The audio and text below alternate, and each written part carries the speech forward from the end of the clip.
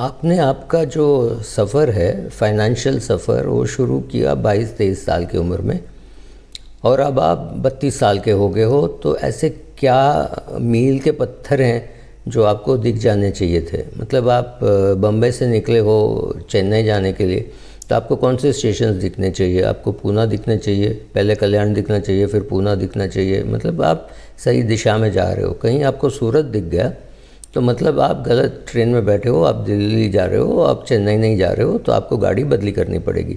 तो मील के पत्थर जो हैं वो हमको बताते हैं कि कितना अभी बाकी है, क्या हो रहा है। तो 32 साल की उम्र में आपके क्या मील के पत्थर हैं? अच्छा, ये मैंने उम्र 32 क्यों रखा? 32 इसलिए कि आदमी को 2-3 साल लगता है समझने में कि मैं अभी 20 का नहीं रहा, मैं अभी 28 का नहीं रहा, मैं अभी 30 का हो गया हूँ। वो समझ में 30 साल की उम्र में वो समझ में नहीं आती, 32 साल की उम्र में वो समझ में आती है। 32 साल में एक और चीज़ होता है कि उसका कोई दोस्त का एक्सीडेंट से मौत हो जाती है या हार्ट अटैक से मौत हो जाती है। तो मतलब क्लियर है कि उसको अपनी याद आ जाती है कि भाई मुझे भी इंश्योरेंस का कुछ करना चाहिए, मुझे भी रिटायरमेंट का कुछ करना चाहिए। तो याद दिलाने की उम्र है 32। तो 32 में क्या क्या होनी चाहिए? 32 में पहला तो ये होना चाहिए, आपको फिनेंशियल इंडिपेंडेंस होना चाहिए। मतलब आप अपने पैसे से जी रहे हो, माँ बाप से पैसे नहीं मांग रहे हो। ऐसे नहीं कि पापा पैसा ख़त्म हो गया थोड़ा पैसे भेज दो, वो सब ख़त्म हो गया। वो सब आप 22-23 साल में कॉलेज में थे तब करते थे। पहली नौकरी में आपके बजट थी, बजट से आप आगे निकल जाते थे तो थोड़ा मम्मी पापा से पैसा मंगा लेते थे।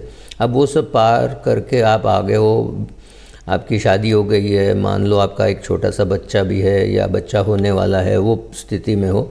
सो you have to be financially independent.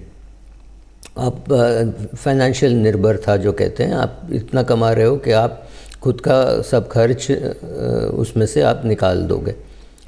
Next ये है कि आपका सब जो स्टूडेंट लोन वगैरह था वो सब चुक गया। मतलब 6-7 साल का लोन था, आपने 23-24 साल में पढ़ाई ख़त्म की तो 32 साल के हो गए तो आपका लोन ख़त्म हो गया।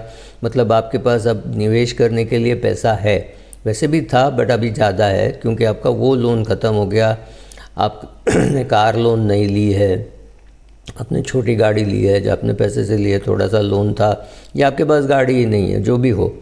आपने घर ली नहीं है या तो घर लेने के भी सोच रहे हैं, करेक्ट, ये स्टेज में हो। आपने थोड़ा अपने लिए कुछ खिलौने लिए थे, मोटरसाइकिल वगैरह, वो अभी चल रहा है तो उसमें कोई बड़ा अभी 2 लाख 5 लाख की कोई बड़ी खिलौना लेने का कोई आपके प्लान्स में नहीं है। आपने कुछ SIP स्टार्ट किए हैं, कुछ 1-2 उसमें आपके रिटायरमेंट के लिए है, बाकी का आपने ऐसे ही स्टार्ट किया है, आपको पता नहीं, कोई गोल नहीं है या आप गोल सेटिंग करने वाले हैं। आपने अपने शादी होने के बाद आपने नॉमिनीज़ बदल दिए। मतलब आपने 22 साल में जब नौकरी की या 24 साल में जब नौकरी की तब आपकी शादी नहीं हुई थी, तब आपने अपनी मम्मी को नॉमिनी बनाया या पापा को नॉमिनी बनाया। कुछ लोग तो भाई को भी नॉमिनी बनाते हैं, ऐसा किसी को नॉमिनी बनाया। अब आपकी धर्मपत्नी आ चुकी है तो प्लीज़ अपना नॉमिनी बदल दीजिए, क्योंकि जब अगर आपको कुछ हो जाता है, मतलब आपकी डेथ हो जाती है, तो ऑब्वियसली ये पैसा नॉमिनी को जाएगा। इसमें 2 प्रॉब्लम हो सकते हैं। आपने आपकी मम्मी को नॉमिनी बनाया, आपकी मम्मी गुजर गई, मतलब अभी नॉमिनी ही नहीं है। या तो आपको लग रहा है चलो भी मैं मेरी बीवी को नॉमिनी बना दूं ताकि इसमें जो भी पैसा है 2-5 लाख रुपया वो कम से कम मेरी बीवी को मिले मेरे मौत के बाद। आपने अभी इंश्योरेंस भी ले लिया है, आपके पास टर्म इंश्योरेंस है, प्योर टर्म इंश्योरेंस, इसको हम टर्म लाइफ इंश्योरेंस बोलते हैं, वो आपने ले लिया है। उसमें आपकी बीवी नॉमिनी है। आपको अब लगता है कि आपकी बीवी और आपकी माँ के बीच में फाइनेंशियल ट्रांजैक्शंस नहीं होनी चाहिए, और आपको भी पता है कि आपके माँ बाप शायद अपनी विधवा बहू से पैसा मांगना ठीक नहीं समझेंगे। तो एक छोटी सी पॉलिसी अपने माँ के नाम पे भी या पिताजी के नाम पे भी ले लीजिए। हाँ, अगर आपके माँ बाप की डाइवोर्स हो गई हो, ऐसा कुछ हो, तो अलग अलग पॉलिसी ले लीजिए। जितने लोग आप पर डिपेंडेंट है उतने पॉलिसीज़ होने चाहिए। मतलब आपके बच्चे हैं तो आपकी बीवी को बना दीजिए, कोई प्रॉब्लम नहीं है। लेकिन अगर आपको लगता है कि आपकी पहली शादी हुई फिर दूसरी शादी हुई, अगर ऐसा सब है तो अलग अलग पॉलिसी भी लेना बेटर है। अभी आप और आपकी बीवी बैठ के अपना खर्चा लिखते हैं, दिस इज़ वेरी इंपॉर्टेंट, क्योंकि जब आप अपना इन्वेस्टमेंट्स लिखोगे ना, तब आपकी बीवी को भी लगेगा कि ये लिख रहे हैं, मुझे बता रहे हैं, तो चलो हम बैठ के अपना खर्च लिखें, तो आपको पता चले कि आपका पैसा कहाँ जा रहा है। 4 साल बाद 5 साल बाद उठ के बोलना अरे मुझे पता ही नहीं मेरा पैसा कहाँ गया, ये तो बेवकूफ़ी है। आपको पता है आपका पैसा कहाँ जा रहा है, लेकिन आप लिख के नहीं रखोगे तो आपको याद नहीं रहेगा, और याद नहीं रहेगा तो आप यूज़ नहीं कर सकते हो। तो आप अपना खर्चा लिखना शुरू कर दीजिए, it's a very good habit, right.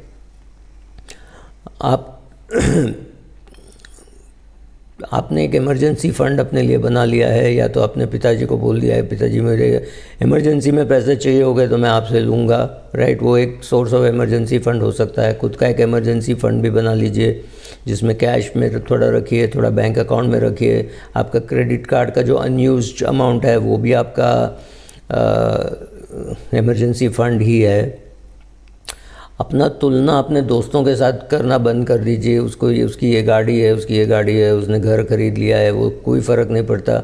आपको पता भी नहीं है उसके क्या कंपल्शंस है, वो मर मर के अपना EMI भर रहा है, आपको कुछ पता नहीं है। तो स्टॉप कंपेयरिंग, आपको पूरी कहानी पता ही नहीं है, राइट। तो किसका सेल फ़ोन ज़्यादा महंगा है, किसकी गाड़ी ज़्यादा लंबी है, दीज थिंग्स डोंट मैटर।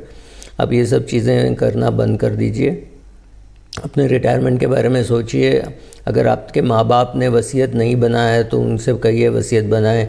अगर आपने भी घर ले लिया है तो आपको भी वसीयत बनाना पड़ेगा, ये नहीं आपकी ज़रूरी है। मार्च में अमेंड हुआ है act, so please make your will. अपने माँ बाप से भी विल बनवाइए, कि उनसे भी कहिए, अपने आजू बाजू भाई बहन बंधु सबको बताइए कि आप अपना वसीयत बनाना है बस। और एक रिटन डाउन फाइनेंशियल प्लान बनाने की कोशिश कीजिए। आपको एक अच्छा एडवाइज़र मिलता है तो बहुत अच्छा, नहीं तो ढूंढ के एक अच्छा एडवाइज़र लाइए। कल ही मैं किसी को बता रहा था एक अच्छा एडवाइज़र कितना वैल्यू ऐड कर सकता है, राइट। सो वो सब कर दीजिए। आपका इन्वेस्टमेंट जर्नी स्टार्ट हो गया है। सुब्रमण्य के यूट्यूब वीडियोस देखते रहिए, मेरे ब्लॉग पढ़ते रहिए। आपका कोई सुझाव है तो वो भी भेज दीजिए, right. All this at the age of 32 साल की उम्र में ये सब आप कर सकते हो। Thank you.